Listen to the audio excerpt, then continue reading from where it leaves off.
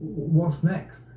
Well, I mean, we know that, yeah, there is a way of ending this vicious cycle, but I don't think that is in the card for the foreseeable future. As I mentioned previously, the hope is that, or my hope is that Israel goes in, but the only long-term solution, I think, is for Israel to and I've said that before, to rule Gaza and the West Bank for the foreseeable future, and just make it clear, just like we did at the end of World War II, to the Germans and the Japanese, that there's new sheriff in town, and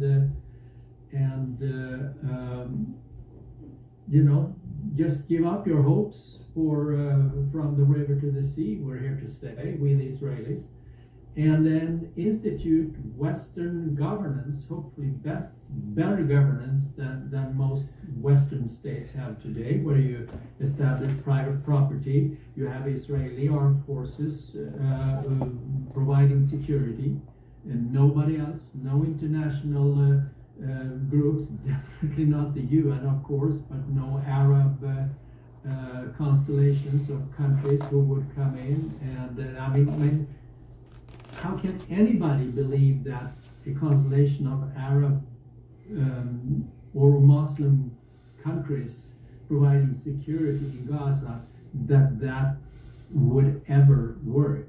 Pardon me, but that's just ridiculous on the surface, or yeah, totally ridiculous.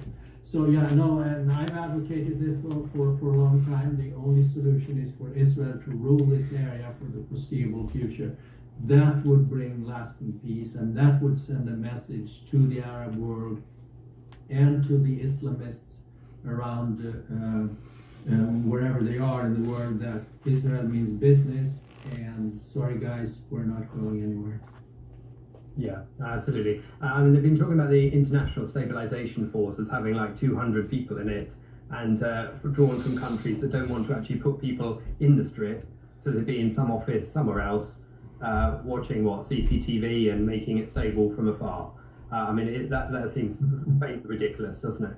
And James, you mentioned Trump there, and the fact that Trump has been talking about these executions. For example, initially he described them as very bad gangs in Gaza, seemingly justifying those who were being shot in the head as being members of very, very bad gangs. Then he claimed they were innocent Palestinian civilians as well when he walked it back a bit. But all the time, this is drenched in his language of, I had it out with Netanyahu, and I beat Netanyahu, my ally.